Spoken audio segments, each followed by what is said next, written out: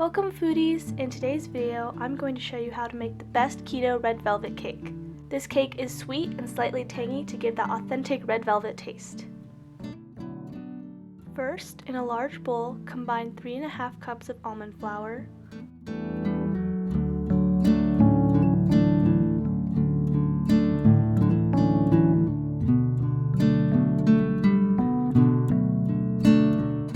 1/4 cup of cocoa powder, and 1½ tablespoons of baking powder.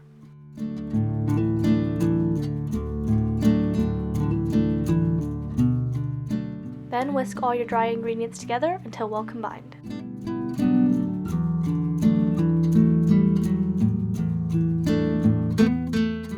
Next, in a large bowl, combine 3/4 cup of softened unsalted butter and 1 cup of a sugar alternative. Today I'm using this erythritol and monk fruit sugar replacement. Then beat those together until well combined. Here's a side note, if you want to know where I get all my keto ingredients and alternatives, I'll leave my video describing it in detail in the description box below. Next, separate the yolks and whites of 8 large eggs.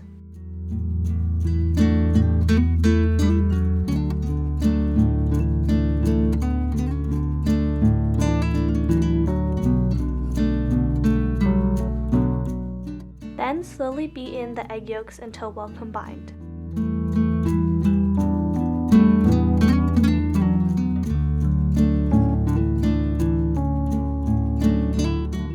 Then mix in 2/3 of a cup of buttermilk slowly. It's okay if the buttermilk doesn't completely mix in with the mixture.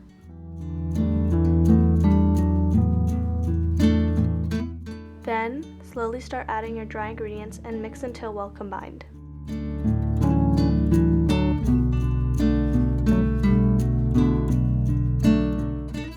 After it is all mixed, add 1 tablespoon of vanilla extract and 1 teaspoon of distilled white vinegar.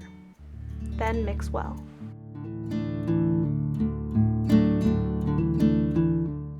Then slowly add red food coloring until you reach your desired color. Keep in mind that the cake is going to be slightly lighter than what you initially color it as.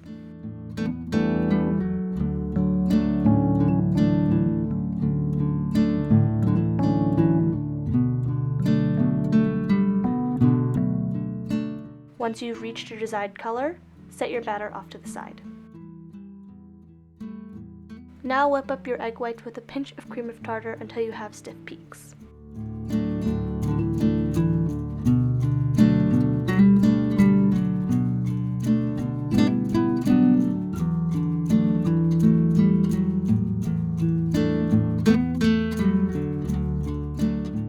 If you've seen my other cake videos, this part will be very familiar.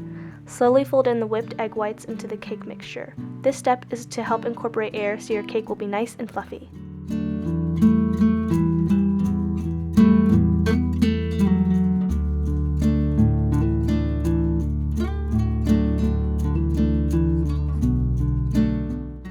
Here I've just lined up 2 9-inch pans with parchment paper, and now I'm going to divide the cake batter between them.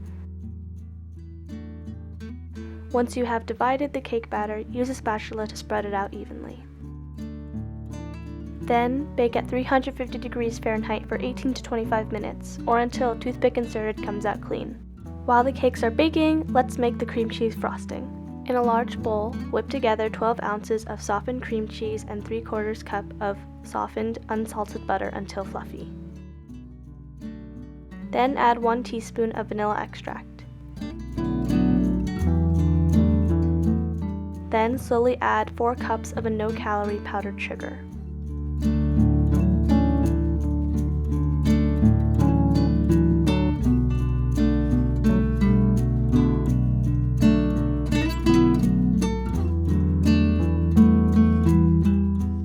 After the cake has finished baking and cooling, it's time to assemble! So here I have leveled the cakes, and now I'm going to fill them with the cream cheese frosting that I made earlier.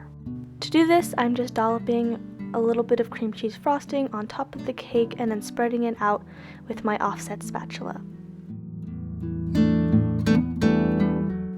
Then you want to put your second layer of cake on top and just slide it on oh so carefully to make sure that it's all lined up.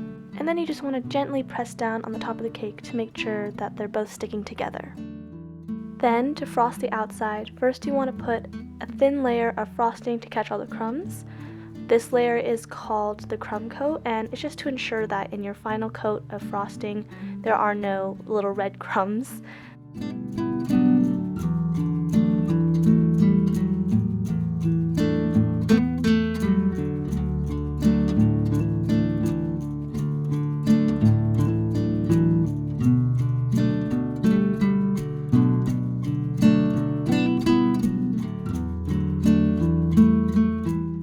And then once the crumb coat is finished, you want to chill the cake for 10 to 15 minutes just to let that harden a little bit. Once the crumb coat layer has chilled, you can go ahead and frost a thicker layer of the cream cheese frosting on top.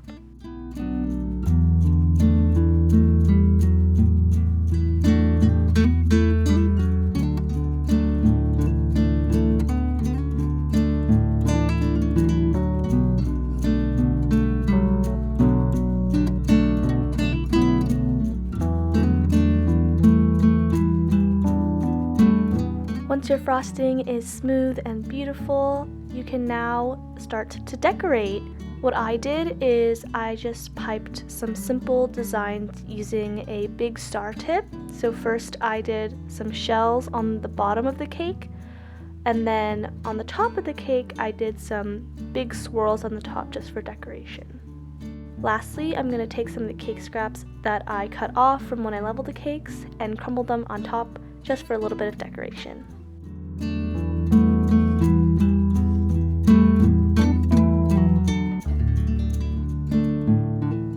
I also decided to crumble some of the crumbs on the bottom part of the cake, again just for decoration, but feel free to do whatever you want. And ta-da! You have a beautiful keto red velvet cake. Thank you guys so much for watching. This cake is truly delicious and tastes just like the real thing. Thanks again, and don't forget to like and subscribe. I'll see you guys in my next video. Bye!